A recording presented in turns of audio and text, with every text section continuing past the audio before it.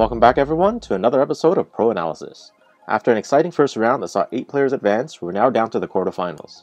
Here with me today are 2 very special guests to help me break down the remaining matches.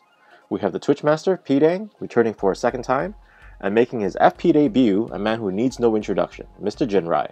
How are you gentlemen doing today? I am hunky-dory.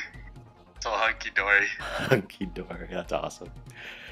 So let's just jump into it. So the first matchup that we have here was Tong versus Pighting.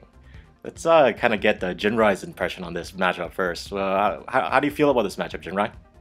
Well, from my limited experience with Tong, I believe he still mains PW, unless he's changed recently. Now, the thing about Mr. Deng is to be frank with you, he exudes confidence. I don't know a lot about Tong's tendencies, but Pighting has the confidence that can carry him forward right here. Especially considering that he knows PW pretty well. He's used him. Then again, personally, when I face him Oregon, I get a little scared, so take that with a grain of salt. But I put my money on Deng on this one. Yeah, I definitely agree with that analysis. Both players are pretty strong players, but since Pighting does know how to use PW pretty well, that's going to be a tough matchup for Tong. And obviously I can't skip over to the next one until I ask the man himself first. Pighting, how do you feel about this matchup? I'm just over here cheesing because Jinrai said I exuded confidence. I'm blushing like a schoolgirl over here. I look forward to the matchup. You know, coming out of the first round, I was expecting to match up against TrickyKid simply because you can never count out VJ. I had trouble against Pinkhas' VJ, and when I saw the tournament draw that Tong passed TrickyKid, I just kind of thought, holy moly. You know, so now I'm going to be facing up against a Phoenix Wright extraordinaire. I look forward to it. I know the matchup very well. I know the strengths, I know the weaknesses, and I look forward to it. Awesome. So I'm guessing you have, who do you have your money on, Pighting? Tough call. It's gonna have to be Pighting. GG. Oh, sorry, dang! Shots fired. That was so weird. I come in fully confident that I'll make it to face either Bear Drew or Tafel in the next round. Yeah. So on to the Bear Drew and Tafel. How do you feel about that matchup, Jinrai? Alright, well, I've got a bit more experience with Tafel. He's very well known in the Discord community. He's a very common streamer. I know he's got experience in Smash Brothers, but I'm not quite from that era. So, Tafel, very, very strong player. Very strong, uses many different characters. Extremely analytical. He has theories, he has strategies that leave me scratching my head. Because they kind of go over it. The concepts of how he puts it, oh gosh, I call it momentum. He calls it not pace. On the tip of my tongue here. He calls it tempo. Tempo. That's it. Yeah, I think of it as momentum. He thinks of it as tempo. It's a very in-depth and developed strategy. He's, as again, very analytical. Anyone coming in against Tafel has their work cut out for them. Now, as for Bear Drew, I believe Bear Drew uses Blanca, if I'm not mistaken. Correct me if I'm wrong. She'll switch it up a little bit. Sometimes Blanca, sometimes Hagar as well. I see. So greenies. Bear Drew is also rather strong. However, as strong as Bear Drew is, I can't bet against Tafel in this situation. It's just luck of the draw. Best wishes to Bear Drew. I hope she does very well. Might get an upset. And Pighting, your views on this matchup any different than Jinrai's? More or less the same. You know, Tafel is a big analyzer of things. He's always posting numbers, you know, the hard numbers, talking about how many 2x3s he needs to kill so-and-so matchups and who favors what. So Tafel has he has the good habit of putting thought into these hard numbers, these these matchups. What's more notable right now is the Bear Drew has been in a small slump as of late. She's I don't know, kind of, you know, sometimes professional players might get like the yips or something. They might forget how to do, you know, a simple free throw. I feel like Bear Drew's going through something of the same. She was probably 4,600 or 4,500 the other day. Last I checked, Bear Drew was close to 3,900 right now. So I know she's trying out some other characters, just taking it easy till the season ends. But hopefully she gets over that mental slump and is in tip-top shape by the time she faces Tafel, because she's definitely going to need it. It's not, you know, a sure loss for her, but she's going to have to be 100% focused to take 5 games off of Tafel. Yeah, for sure. It's definitely bad timing in terms of having a slump when you're matched up against someone with Tafel's skill level there.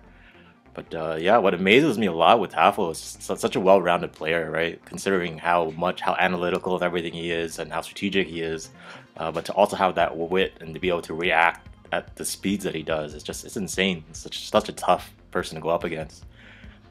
So yeah, just based on all that, definitely, like, you know, I think it would be a very tough but doable task for the Bear Drew to win. But you know, I think the odds are definitely with Tafel on that one. Yeah, I was wondering if I could just jump in with something regarding slumps and Bear Drew. Oh yeah, for sure. Go ahead. Now, I might be alone in this, not correct me if I'm wrong yet again, but I kind of liken Puzzle Fighter Mobile to poker in a sense. There's a lot of strategy involved. Usually the best player wins. But just like in poker, you're going to have your bad hands and you're going to have your good hands. You're going to have your bad days and your good days. I've personally gone down 800 points and then made those 800 points right back up again. So take it from me, if Bear Drew's listening to this, you can get those back. You were there once, you're going to get there again. And just the other day, Jin, you were telling me how Bear made a comment on the Discord and it really snapped you back to, I guess, a really good mindset. And I think she needs to take her own advice there. Yeah, no kidding. She was pretty much just saying how you were able to just swing from so-and-so points down to so-and-so and then just right back up within a day. And that was very cathartic for you. So, yeah. I think she's capable of it too. Really nice as well. Yeah, no, definitely. I've taken like beatings from her, like, you know, like 10 games straight before. So I definitely think she has what it takes. It's just whether or not she can, you know, kind of gather it together and pull it off this time around. But moving forward, no offense to anybody else, but this is actually the match that I really want to see. This is my main event between this round right now. It's going to be player 171 versus Dengen. Jinrai, you want to start us off with this one here? I've got a bomb for you. This is Ryu versus Ken. Ooh. This is Ryu versus Ken. And I'm not talking about the characters in the game. I'm talking about the two personalities. Player 171, very humble, very calm and collected. The fight is all, ceremony means nothing. Dengen, hot-headed in a good way, very confident, brash, and very strong. Who will reign supreme? I call it a coin flip. Lately, Dengen has been ahead in the RP rankings, but those can easily switch back and forth between player and Dengen at any time. I'm personally trying to pop in there, but I'll just bide my time for the moment. These two gentlemen, though, could go either way, depending on the day. So as of today, when you flip that coin, which side is it falling on, Jinrai? No disrespect to Dengen, but I'm personally rooting for player. Fair enough. I think player can pull it out. Fair enough. And Mr. Pighting, what are your feelings on this matchup? I really like what you the analysis you just made. 171 is indeed the epitome of how a Ryu would act. Dengen is indeed the hot-headed, brash, kind of not foul-mouthed, but smack-talking kind of player. And you know, every competitive scene needs that. But in this matchup right here, I'm very much looking forward to it. I don't know how many times I've played these guys. on the ladders, and you know, it's just one of those matchups. I've said it before. It's just one of those matchups that if you're laying down in bed, you shoot straight up. You're like, all right, I gotta sit up for this. Do I have my glasses on? All right, how's my hand feeling? All right, cool. You know, you really snap to attention when you see either one of these guys' names on the opposing field. My money though has to be on Dengen. So many times I just think I've killed him, and then I die to a burn out of nowhere. And on top of being burnt, I'm buried in gems that I cannot dig out of. So I can't wait for the matchup, and it's gonna be the best round out of these 4 draws here. This is basically an early grand final. Yep. And I totally agree with Paul, your analysis as well, Jinrai. It's bang on. Ken versus Ryu there. It's exactly what's going on. But one area where I don't think people give Dengen enough credit for is how much actual research he does into his matches and how much he adjusts to every character. Maybe people recognize it and they just don't want to give him the credit there where he deserves it. But he analyzes every video, every match to be able to cater his style against every single player, which I give him a lot of credit for. And there's matches I go against him where I can't do anything. He has me beat. And I can actually see that because my only other experience with Dengen is in Street Fighter 3 Third Strike, and he's a very, very, very strong Akuma player in that game, and he knows what he's doing, and he has an action plan, and he sticks to it, and he can execute. So that transfers over to Puzzle Fighter as well. Yeah, like when I was still maining Ken, well, I still do, but when I was still maining Ken a lot, and Dengen would constantly keep sending me videos. Here, this is how you deal with this character. This is how you deal with that character. I'm like, thank you. I really appreciate it. It didn't always work for me, but just him giving me the advice, and it was very much appreciated. So between in this particular matchup, I think it's also going to be a very close call, but I'm going to give Dengen the slight edge on this one. I think he's going to squeak by against 171. But I'm glad you brought up Dengen sending you videos, because there have been nights when I wake up at 4 or 5 in the morning. I see Dengen has sent me 3 or 4 videos, no text attached, just videos. And then so I'm sitting there, I'm rubbing my eyes. I'm like, all right. So I sit through and I watch them, and I'm just amazed at how Dengen's able to just. I mean, his strategy is simple: build 2 big towers and then win. But the decision tree where he decides where to put the towers and what colors to focus on against certain matchups is very peculiar, because whatever he does is working. RP does not lie. Anybody who could grind all the way up as high as Dengen has, you cannot discount their skill or their work ethic. Yeah, well said. So let's move on to the next matchup here. Cows versus Toupee. How do you feel about that one, Jinrai? Well, from what I know of Cows, he's a soft launch player. Very strong during the soft launch. He's still active.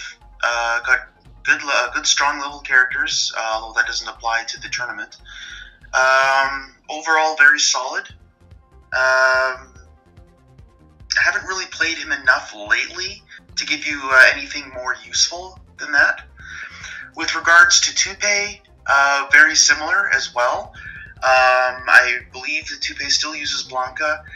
Again, very solid player. This is basically a battle between 2 similarly skilled, solid players, in my opinion. Yeah, fair enough. And Pighting? It's funny. We talk a lot about Cows' versatility.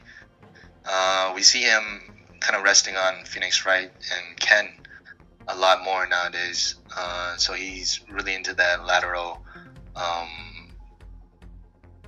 counter gem drop pattern. He likes to bury people in it, and so he's getting really good at that type of player. Toupee is peculiar because he's a family man. He obviously doesn't have as much time as some of the other top players on the ladder to play because he has to worry about work and his family and all that stuff.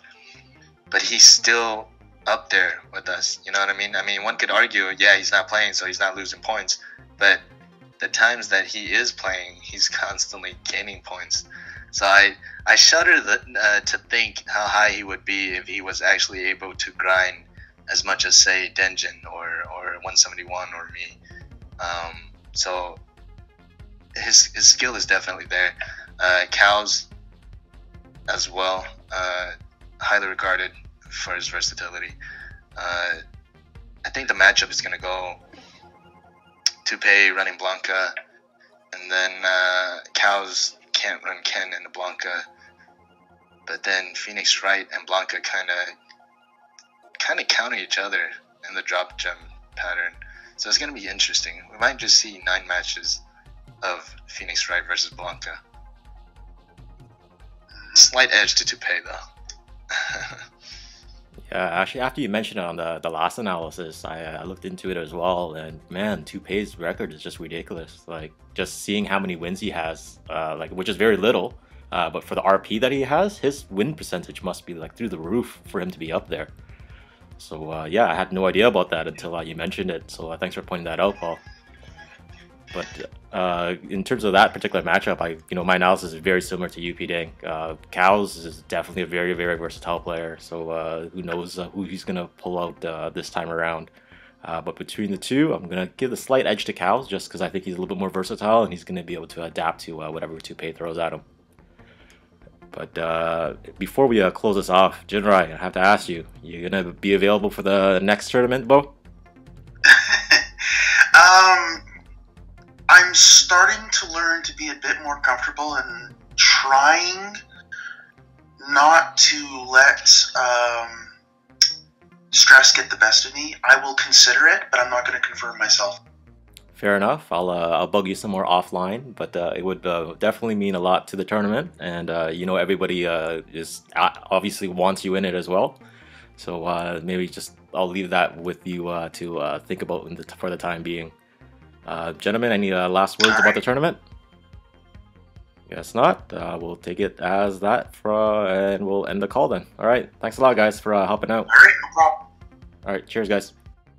Unfortunately, after this recording, player 171 had an important work event he had to attend and withdrew from the competition because he wasn't sure how long he was going to be gone for.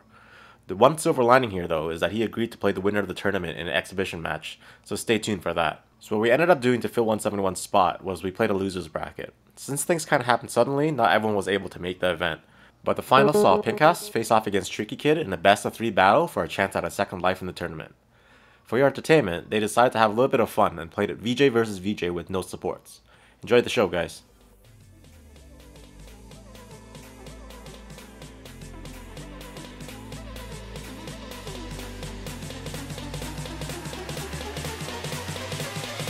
Round 1.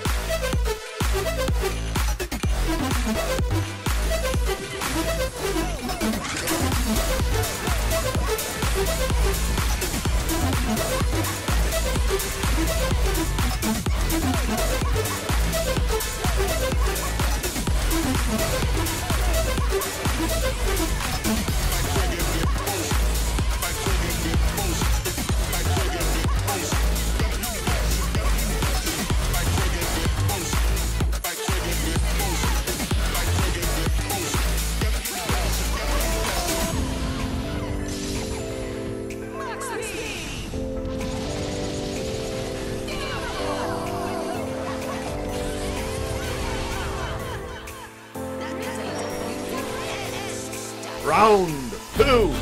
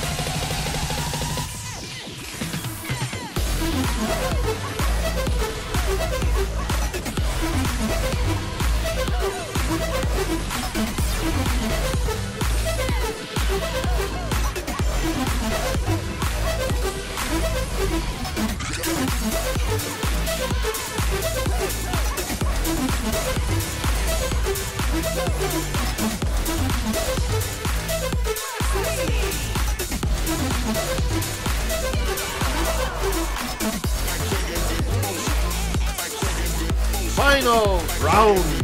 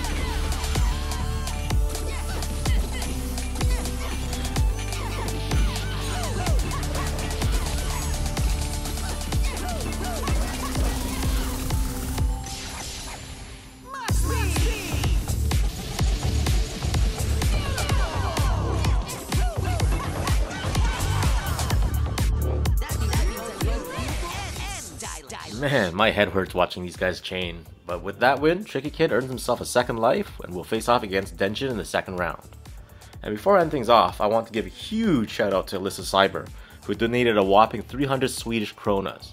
Thank you so much, Alyssa Cyber. Your donation is very much appreciated and really does help go a long way for me to be able to continue to make these videos. And that's it for me. If you'd like to make a contribution to help support the channel, you can do so via the PayPal link below. See you guys next week. Cheers.